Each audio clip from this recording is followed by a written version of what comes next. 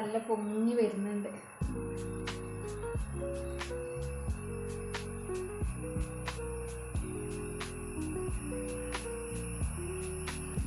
റവയും മൈദയും വെച്ചിട്ടൊരു അടിപൊളി ബ്രേക്ക്ഫാസ്റ്റാണ് നമ്മൾ ഉണ്ടാക്കുന്നത്. ഈസി ബ്രേക്ക്ഫാസ്റ്റാണ്. അപ്പോൾ അതെങ്ങനെ ഉണ്ടാക്കിയെന്നൊക്കെ നമുക്കൊന്ന് കണ്ടിട്ട് വരാം. പിന്നെ ഇതാ ബ്രേക്ക്ഫാസ്റ്റിനും ഡിന്നറിനൊക്കെ നമ്മൾക്കിത് കഴിക്കാം. കുട്ടികൾക്കൊക്കെ നല്ല ഇഷ്ടമാണ് കേട്ടോ. ഇത് കറിയൊന്നും ഇല്ലാതെ തന്നെ കട്ടൻ ചായൻ്റെ കൂടെ തന്നെ വെറുതെ ഇങ്ങനെ കടിച്ച് മുറിച്ച് കഴിക്കാൻ തന്നെ സൂപ്പർ ടേസ്റ്റാണ്. നല്ല സോഫ്റ്റുമാണ്. ഇത് എത്രത്തോളം സോഫ്റ്റ് ആണെന്ന് കാണുമ്പോൾ തന്നെ അറിയുന്നുണ്ടാവും അല്ലേ. ഇതിങ്ങനെ ഒറ്റ പൊള്ളനായിരിങ്ങനെ പൊങ്ങി വരും. അപ്പോൾ അത് കുഴക്കുന്നിടത്തൊക്കെ ഒന്ന് ശ്രദ്ധിക്കാണ്ട്. അപ്പോൾ ഇത് എങ്ങനെ ഉണ്ടാക്കിയെന്നൊക്കെ നമുക്കൊന്ന് കണ്ടിട്ട് വരാം.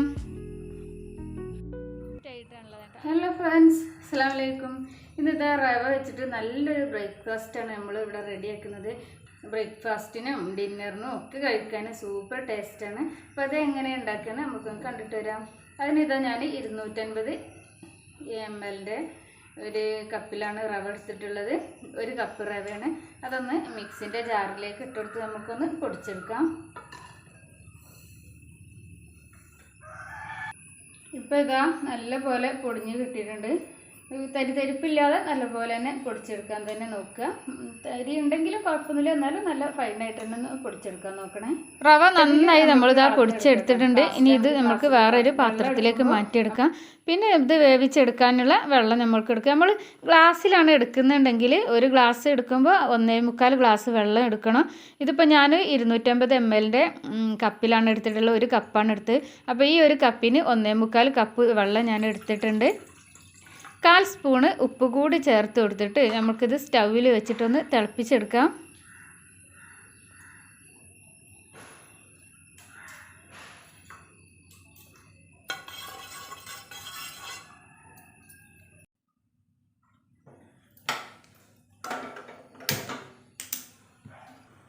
സ്റ്റൗ ഓണാക്കി ഇതാ വെള്ളം ഉപ്പും കൂടി മിക്സ് ചെയ്തിട്ട് സ്റ്റൗവിൽ വെച്ചിട്ടുണ്ട്.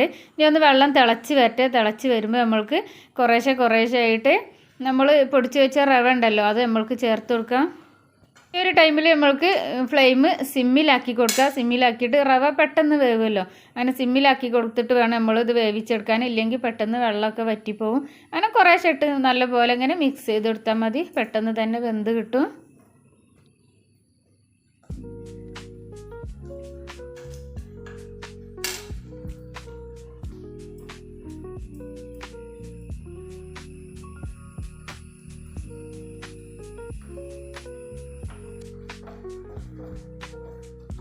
ഇപ്പോൾ ഇതാ നമ്മൾ എല്ലാ റവയും റവ പൊടിച്ചത് അതിലിട്ട് കൊടുത്തിട്ട് മിക്സ് ചെയ്തിട്ടുണ്ട്.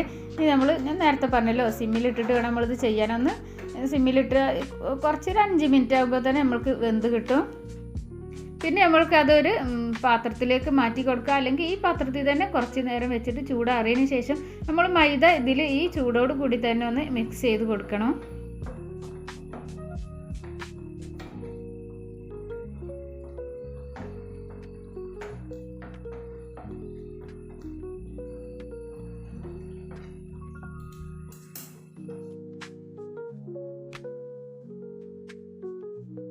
ഞാനിത് വേറൊരു പ്ലേറ്റിലേക്ക് മാറ്റി കൊടുത്തിട്ടില്ല. ഇതിപ്പോൾ കുറച്ചൊന്ന് ചൂടാറിയിട്ടുണ്ട്.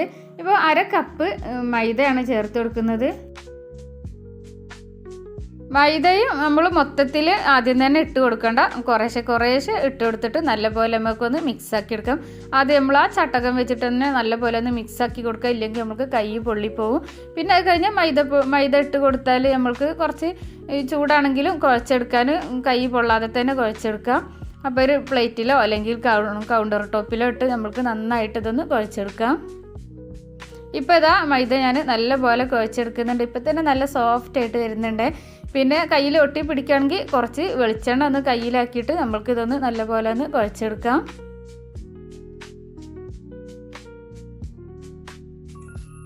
കണ്ടാൽ തോന്നും ഇത് കുറേ പണിയുണ്ടെന്ന്. ഇല്ല കേട്ടോ, ഇത് പെട്ടെന്ന് തന്നെ നമ്മൾക്ക് തീർക്കാൻ കഴിയും. പിന്നെ വീഡിയോ ആകുമ്പോൾ ഇത്രയും ലെങ്ത്ത് ആയി പോവുകയാണ്. നമ്മളെല്ലതും ഇങ്ങനെ പറഞ്ഞു വരുമ്പോൾ ലെങ്ത്ത് കൂടി പോവുകയാണ്. അപ്പോൾ പെട്ടെന്ന് തന്നെ നമ്മൾക്ക് ഉണ്ടാക്കാൻ കഴിയുന്നൊരു റെസിപ്പിയാണിത്. റവ വെച്ചിട്ടൊരു അടിപൊളി പത്തിരിയാണ്, റവയും മൈദയും വെച്ചിട്ട്. പിന്നെ അതാ ഞാൻ കുഴച്ച് ചെറിയ നമ്മൾ പത്തിരിക്കൊക്കെ ഉരുളകളാക്കൂലേ, അതേപോലെ ചെറിയ ഉരുളകളാക്കി ഞാൻ മാറ്റി വെച്ചിട്ടുണ്ടായിരുന്നു. പിന്നെ അതൊക്കെ അതാ ഞാൻ ഓരോന്ന് മൈദപ്പൊടിയും ചേർത്തിട്ട് നന്നായി പരത്തിയെടുക്കുന്നുണ്ട്. നമ്മൾ പത്തിരിക്കൊക്കെ പരത്തൂല, അതുപോലെ നല്ല കനം കുറച്ചിട്ട് തന്നെ നല്ല പോലെ നമുക്ക് പരത്തിയെടുക്കാം. ഷേപ്പ് ആവണമെന്നില്ല എന്നുണ്ടെങ്കിൽ എന്തെങ്കിലും ഒരു പ്ലേറ്റ്, ചെറിയൊരു വട്ടത്തിലുള്ള എന്തെങ്കിലും പ്ലേറ്റ്, എന്തെങ്കിലും അടപ്പോ എന്തെങ്കിലും വെച്ചിട്ടൊന്ന് കട്ട് ചെയ്ത് കൊടുത്താൽ മതി. അപ്പോൾ നല്ല ഷേപ്പ് കിട്ടും. ഇപ്പം അതൊന്നും ചെയ്യുന്നില്ല. ഇതിപ്പോൾ എനിക്ക് അത്യാവശ്യം നല്ലൊരു ഷേപ്പായി കിട്ടിയിട്ടുണ്ട്.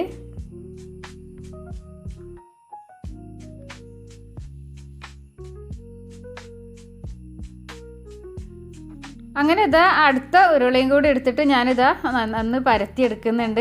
നിങ്ങൾക്ക് കാണിച്ച് തരാനാണ് ഞാൻ ഇത്രയും ചെയ്യുന്നത് കേട്ടോ.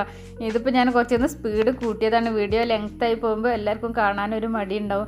അപ്പോൾ അതുകൊണ്ടാണ്. അപ്പോൾ ഈ ഒരു ടൈമിലൊക്കെ നമ്മളെ ഫ്രണ്ട്സുകൾ ആരെങ്കിലും കാണുന്നുണ്ടെങ്കിൽ, സബ്സ്ക്രൈബ് ചെയ്യാതെ കാണുന്നുണ്ടെങ്കിൽ ഒന്ന് സബ്സ്ക്രൈബ് ചെയ്ത് സപ്പോർട്ട് ചെയ്യുക. വീഡിയോക്ക് ലൈക്ക് ചെയ്യാൻ മറന്നവരുണ്ടെങ്കിൽ ഇപ്പം തന്നെ ഒന്ന് ലൈക്ക് കൊടുക്കുക. പിന്നെ ഞാനിതാ ഒരു പാന് ചൂടാക്കിയിട്ടുണ്ട്. അതിൽ നെയ്യാണ് തടവി കൊടുത്തത്.